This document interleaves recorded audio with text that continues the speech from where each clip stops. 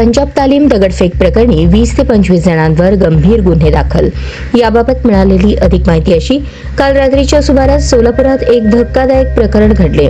पंजाब तालीम बाबा कादरी मस्जिद परिसरात राहणाऱ्या नरेश मस्के हे आपल्या कुटुंबियांसोबत रविवारी रात्री 9:30च्या सुमारास गाडीवरून बाहेर जाताना रस्ता न दिल्याने वाद झाला। त्यानंतर तिथे दोन गट आमने-सामने आल्याने दगडफेक सुरू झाली। दगडफेकीत एक रिक्षा फोडली। त्यानंतर एक गट पंजाब तालीम परिसरात पोहोचला। तिथे थांबलेल्या एका टेम्पोला लक्ष्य केले।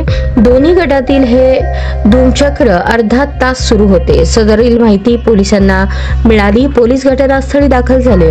लाठीमार करून जमावास पांगवण्यास सुरुवात केली। त्यातच दोन्ही गटांनी तुफान दगडफेक करण्यास सुरुवात केली। शिवाय मिळेल त्या साहित्याने एकमेकांच्या दिशेने भिरकवण्यास सुरुवात केली। यात दगड, वीट, पेवर ब्लॉक, काठ्या वापरण्यात आल्या। त्यामुळे बाबा कादरी मस्जिद ते पंजाब तालीम परिसरात दगडांचा खच दिसून आला। दरम्यान परिसरातील नागरिकांनी लगेचच आपली दुकाने बंद करण्यास सुरुवात केली। घटनास्थळी पोलीस उपायुक्त विजय कबाडे हे देखील दाखल झाले। त्यांनी शांततेत राहण्याचे आवाहन केले। अफवेवर विश्वास ठेवू नका असे देखील आवाहन केले। दरम्यान रात्री येथील फिर्यादी नरेश मस्के यांनी सदर प्रकरणी फौजदार चौडी पोलीस ठाण्यात फिर्याद दाखल केली असून त्यांच्या फिर्यादीवरून 20 ते 25 जणांविरोधात गुन्हे दाखल करण्यात आले आहेत। यात भंगार दुकानदार सद्दाम उर्फ अल्लू मखदूम शेख, नवाब जब्बार शेख, अशफाक जब्बार शेख, शकर पूर्ण नाव माहिती नाही, शानू जब्बार आणि इतर 15 ते 20 जणांवर गंभीर स्वरूपाचे गुन्हे दाखल करण्यात आले असून यासंबंधी पुढील तपास फौजदार चौडी पोलीस ठाण्यातील पोलीस करत आहेत। दरम्यान सदर घटना घडताच पोलिसांनी वेळेतच जाऊन घटनेवर नियंत्रण केले। अफवा पसरू दिली नाही। वेळेतच पोलीस ऍक्शन मोडवर आल्याने हे संपूर्ण प्रकरण थांबले।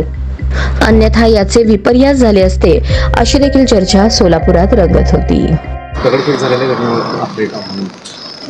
सोलापूर शहरात पंजाब तालीम एरियामध्ये एका ठिकाणी जाण्यासाठी रस्ता नाही या कारणासाठी एका मोटरसायकल स्वारांनी तिथे थांबलेल्या घोळक्यासोबत वाद घातला। त्या वादाचं पर्यावसन भांडणामध्ये झालं। त्या घोळक्यांनी त्या संबंधित मुलाला मारहाण केली आणि मग त्या मुलाच्या बाजूने सुद्धा 10-12 मुलं येऊन दोन्ही गटांनी एकमेकांवर दगडफेक केली। या दगडफेकीमध्ये एक मोटरसायकल, एक 4 व्हीलर याचं नुकसान झालेलं आहे। याच्यामध्ये कुणी गंभीर जखमी नाही। या दगडफेकीमध्ये एक जण किरकोळ जखमी आहे। या संदर्भात योग्य ती कायदेशीर कारवाई गुन्हे दाखल करून करण्यात येत आहे। किती जणांना ताब्यात घेतलं? नाही, अजून कुणाला ताब्यात नाही घेतलेलं। एक फक्त व्यक्ती ताब्यात आहे एका बाजूनी। दुसऱ्या बाजूनी सुद्धा अजून तपास सुरू आहे। माहिती काढण्याचं काम चालू आहे। आता एका गटाची तक्रार घेणं सुरू आहे। दुसरा गट जेव्हा येईल तेव्हा पुढची कारवाई होईल।